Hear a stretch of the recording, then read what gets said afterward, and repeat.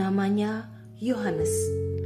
Renungan diinspirasi dari Injil Lukas bab 1 ayat 57 sampai dengan 66, dilanjutkan ayat 80. Tibalah waktunya bagi Elisabet untuk bersalin, dan ia melahirkan seorang anak laki-laki. Ketika tetangga-tetangganya serta sanak saudaranya mendengar bahwa Tuhan telah menunjukkan rahmat-Nya yang begitu besar kepadanya, bersukacitalah mereka bersama-sama dengan dia. Lalu datanglah mereka pada hari yang ke-8 untuk menyunatkan anak itu, dan mereka hendak menamai dia Zakaria menurut nama ayahnya. Tetapi ibunya berkata, "Jangan, ia harus diberi nama Yohanes." Kata mereka kepadanya, "Tidak ada di antara sanak saudaramu yang bernama demikian." Lalu mereka memberi isyarat kepada ayahnya untuk bertanya nama apa yang hendak diberikannya kepada anaknya itu. Ia meminta batu tulis, lalu menuliskan kata-kata ini. Namanya adalah Yohanes. Mereka pun heran semuanya. Seketika itu juga terbukalah mulutnya dan terlepaslah lidahnya, lalu ia berkata-kata dan memuji Allah. Lalu ketakutanlah semua orang yang tinggal di sekitarnya, dan segala peristiwa itu menjadi buah pembicaraan di seluruh pegunungan Yudea. Semua orang yang mendengarnya merenungkannya dalam hati dan berkata, "Menjadi apakah anak ini nanti? Sebab tangan Tuhan menyertai dia."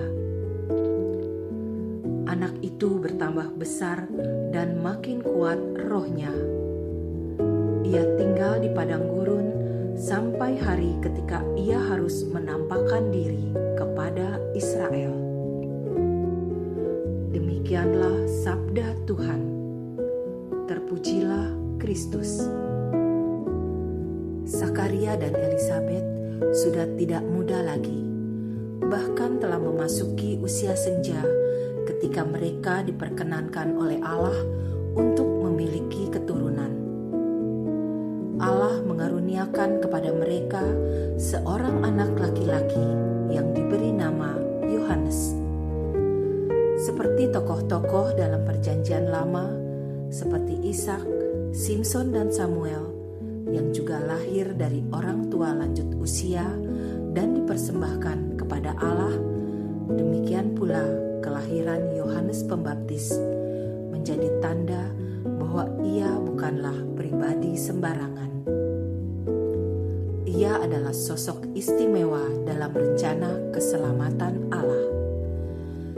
Seperti yang dinubuatkan oleh Nabi Maliaki, Yohanes akan menjalankan peran seperti Nabi Elia, yaitu mempersiapkan bangsa Israel untuk menyambut kedatangan Tuhan.